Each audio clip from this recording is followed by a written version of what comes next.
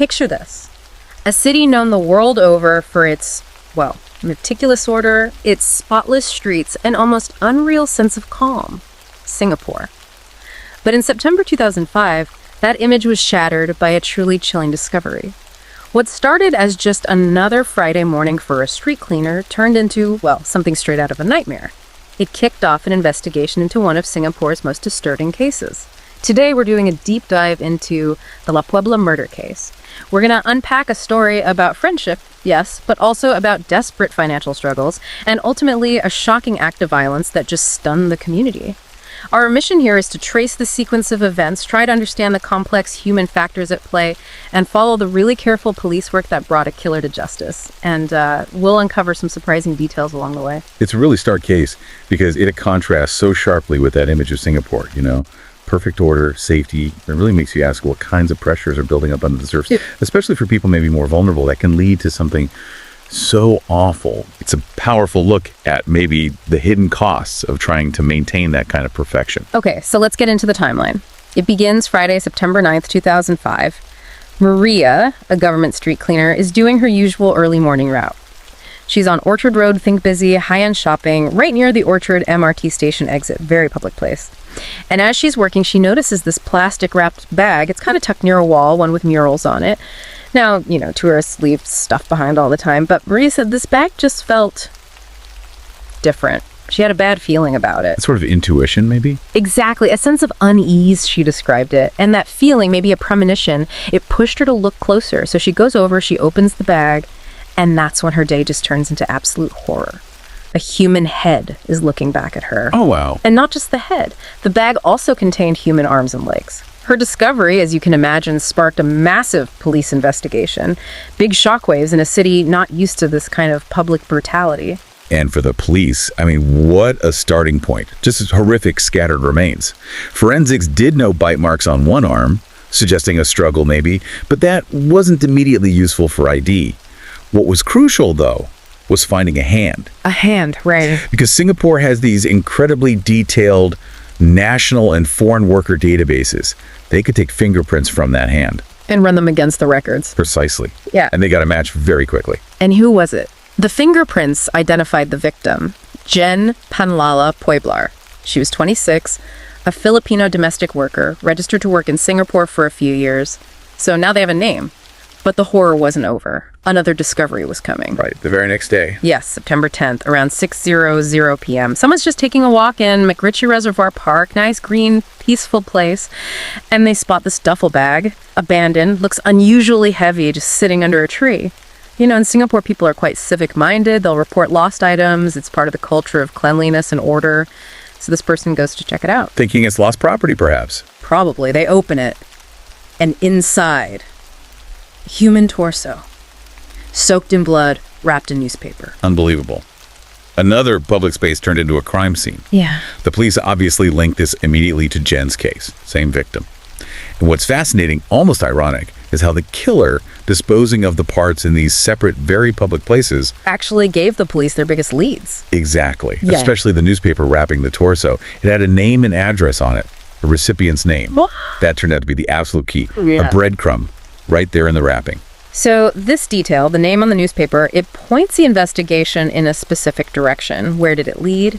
It led them to a luxury condo building, the Sunshine Grand, Tower 2. This is more of a mid to high income residence, quite different from the park or Orchard Road. Police go there, they knock on the door of the unit linked to the newspaper name. But the person who answers isn't the homeowner, it's their domestic helper, Ella, also known as Ilsa, another Filipino domestic worker. And her employers were away at the time. Correct. She was alone in the apartment. And her behavior, right from that first interaction, struck the police as off. Oh, so. They described her as strange. She wouldn't make eye contact, seems frustrated underneath, even though she's apparently cooperating. And that disconnect, you know, outwardly compliant, but inwardly, something else. That's a huge flag for investigators and makes them dig deeper. Right, that strangeness was like a clue in itself. So they searched the apartment, and during the search, they found it. The smoking gun, basically. A 10-inch cleaver. And wrapping. Wrapped in the exact same red plastic bag material they'd found with Jen's head on Orchard Road. Hidden under Ella's bed. That's pretty damning. Hugely implicating her. And even though the apartment looked clean on the surface, luminol tests revealed large pools of blood cleaned up in the dining room. And significant blood traces in Ella's own bedroom, too. This confirmed it was the primary crime scene. Not just a disposal point. Exactly. And then the final piece, remember those bite marks on Jen's arm? Yes. Police got Ella's dental records. They compared them. A 100% match. That, plus Ella had visible scratches, bruises herself.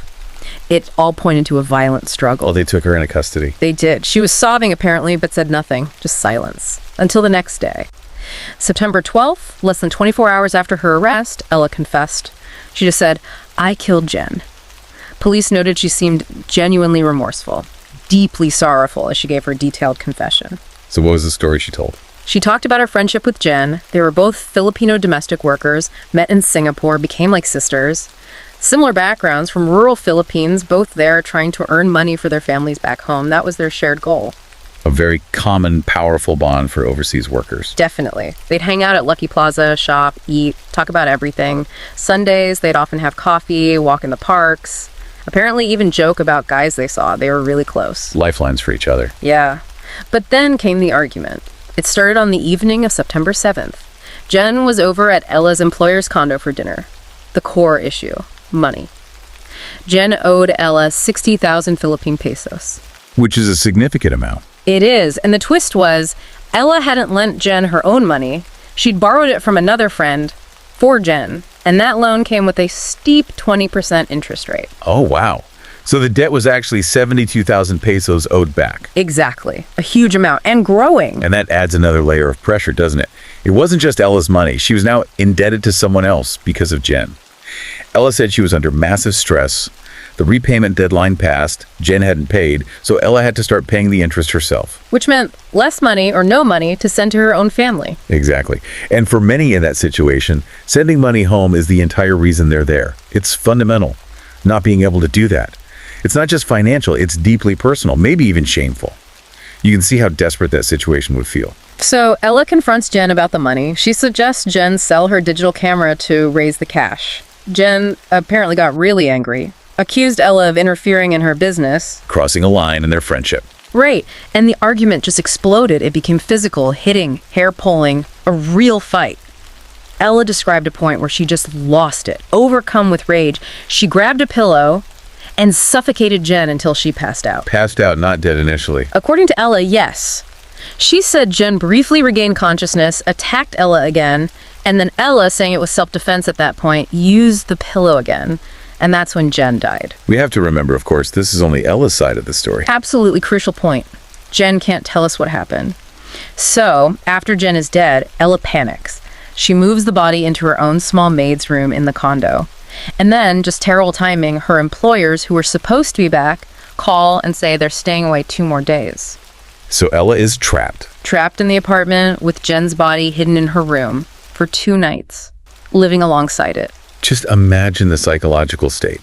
The panic, the fear, the horror of that. It really speaks to a complete breakdown, doesn't it? Not rational thinking at all. No, clearly not. So the morning her employers finally leave, September 9th, Ella goes straight to Mustafa Center, that big 24-hour mall, and her shopping list is just chilling. A new cleaver, an axe, cleaning stuff, garbage bags, gloves, a duffel bag, and a new mattress. To replace the one in her room, presumably bloodstained. Yes.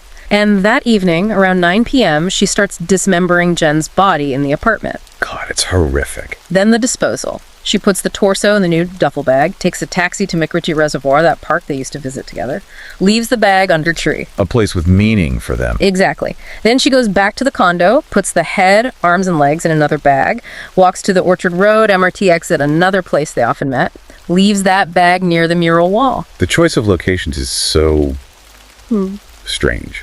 Public, significant to their friendship. She claimed it was just panic, right? No intention to taunt police. That's what she claimed. Couldn't explain why she chose those spots. It makes you wonder, though, was it really just random panic? Or maybe subconsciously, a way of ensuring discovery? A cry for help, almost. It certainly doesn't feel like the actions of someone trying to get away with it cleanly. Either way, those choices led the police right to her. So, early 2006, the trial begins. Initially, she's charged with first-degree murder. Which in Singapore means the mandatory death penalty. Hanging. But her defense team argued for a psychological evaluation. And that proved critical. Yes. The report concluded Ella had a turbulent and troubled mind, significant mental instability affecting her judgment, her self-control, especially under extreme stress. And the court considered that. They did. They looked at the psych report, the evidence of the physical fight, Ella's injuries, and the huge financial stress she was under. The debt, having to pay the interest, not sending money home. All of it. And based on that, they reevaluated. The charge was reduced from murder to manslaughter. Meaning they believed it wasn't premeditated. It was a killing in the heat of the moment, a loss of control, influenced by her mental state and the circumstances. It really shows the legal system trying to grapple with those complex human factors beyond just the act itself. Which often differs from public perception, right? People want clear-cut justice. Absolutely. The public reaction was quite strong. But the court has to weigh intent, state of mind, those shades of gray. It's that tension between maybe retribution and understanding the why. So in May 2006, the sentence came down. Ella received 10 years in prison. Throughout the trial, her husband came from the Philippines for every hearing. Jen's family also came for the verdict. Seeking closure, I imagine. Yes. Ella apologized to them, but they understandably found it hard to accept. How could a 60,000 peso debt lead to this? Judge V.K. Raja, when sentencing, specifically mentioned Ella's unstable and inconsistent decision-making, particularly regarding the body disposal, acknowledging her mental state. He hoped the sentence would allow time for healing, but public opinion remained divided. Many felt 10 years was too lenient for such brutality, arguing that stress is common, but dismemberment isn't. And there was that lingering question for some. Did her being a foreign national play any role? Diplomatic considerations. It's impossible to know for sure, but it highlights the complexities. And Ella now. She served the 10 years, she's been released, and has returned to her family in the Philippines. So this deep dive into the La Puebla case, it's taken us from that shocking find on Orchard Road through to a really complex legal outcome. It's a stark reminder, isn't it, how money pressures, personal desperation can just completely destroy even the closest friendships. Absolutely. It makes you reflect on the pressures people face, especially working far from home, away from their support systems, how financial problems can just spiral so horrifically. And it forces us to think about justice, about mercy, when faced with the complexities of the human mind under extreme duress. So, the final thought maybe is, how do we weigh intent versus the sheer horror of the consequences? Especially when someone's mind is under that kind of incredible strain. This case really leaves you with that chilling feeling, how the ordinary, a friendship, a debt can twist into something truly horrifying. That fine line between desperation and control. If you found this deep dive into the La Puebla murder case compelling, please do subscribe to The Deep Dive. We explore more complex stories like this, aiming to help you become better informed, one deep dive at a time.